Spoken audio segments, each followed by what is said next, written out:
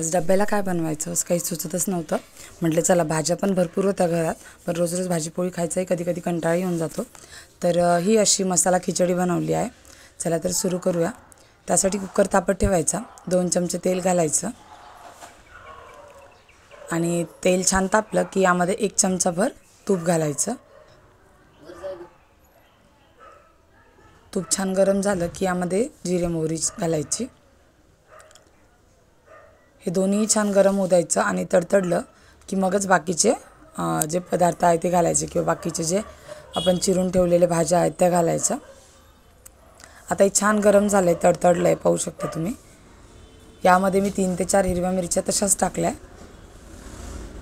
आणि त्यानंतर इथे थोडेसे शेंगदाणे घालायचे. थोडेसे म्हणजे तुम्ही तुमच्या आवडीनुसार शेंगदाणे इथे घालू शकता. आता हे छान गरम झालं, तळलं गेलं की यामध्ये कांदा घालायचा. भाज्या तुम्ही तुमच्या आवडीनुसार घालू शकता, ज्या घरात अवेलेबल असतील त्या.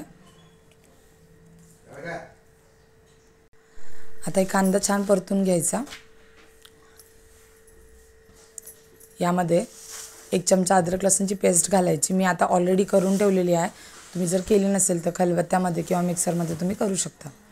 त्यानंतर इथे टोमॅटो घालायचा. हे सगळं मी अगोदरच धुवून घेतलेलं आहे. टोमॅटो छान परतला की बटाटं, गाजर, टोमॅटोसोबतच घातलं मी, वेगळं परतलं नाही त्याला. फ्लावर, वाटाणे, ज्या ज्या भाज्या तुमच्याकडे आहेत त्या आता तुम्ही इथे घालू शकता. हे छान 2 मिनिटभर परतून घ्यायचं.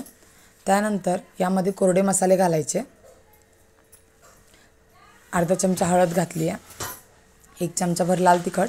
तिखट तुमच्या आवडीनुसार कमी किंवा जास्त करू शकता. 1 चमचा धना पावडर, 1 चमचा किचन किंग मसाला घालायचा आणि 1 चमचा मी इथे कोल्हापुरी मसाला पण घालणार आहे, कांदा लसूण मसाला. थोडंसं हिंग पण घातलं आहे मी यामध्ये. तुम्हाला जर कलर पाहिजे असेल तर तुम्ही काश्मीरी लाल मिरची वापरू शकता. हे छान असं परतून घ्यायचं. लगेच पाणी घालायचं नाही यामध्ये. 2 ते 3 मिनिटभर हे चांगलं परतलं की यामध्ये धुतलेला तांदूळ आपण इथे घालणार आहोत. मी इथे 2 वाट्या तांदूळ आणि अर्धी वाटी मुगाची डाळ घेतलेली आहे. मुगाची डाळ मी पाठीची घेतलेली आहे. हे छान स्वच्छ 2 ते 3 पाण्याने धुवून घेतलं आणि यामध्ये घालून घेतलं. आता हे पण छान तांदूळ पण 2 ते 3 मिनिटभर मीडियम फ्लेमवरती छान परतून घ्यायचा आणि खिचडी मोकळी होते.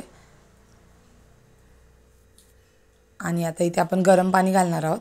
थोडंसं चवीनुसार मीठ घालायचं. आता हे छान परतलं की यामध्ये पाणी घालूयात. मी इथे 2 वाट्या तांदूळ आणि अर्धी वाटी मुगाच्या डाळीला 1.5 ते 2 ग्लास पाणी घातलेलं आहे. आता तांदळावर पण डिपेंड करतं की तुम्हाला पाणी किती लागेल. आणि खूप सारी कोथिंबीर घालायची यामध्ये. पुन्हा वरतून एखादा चमचा तुम्ही तूप घालू शकता. मी इथे घातलेलं नाही कारण मी फोडणीसाठी वापरलं आहे. आणि कुकरच्या 3 ते 4 शिट्ट्या काढून घ्यायच्या. खिचडी आपली इथे रेडी झालेली आहे, पाहू शकता. कलर पण खूप मस्त आला याला. आणि मिक्स करून घ्यायची म्हणजे जेणेकरून भाज्या ज्या खाली बसलेल्या असतील त्या व्यवस्थित मिक्स होतील.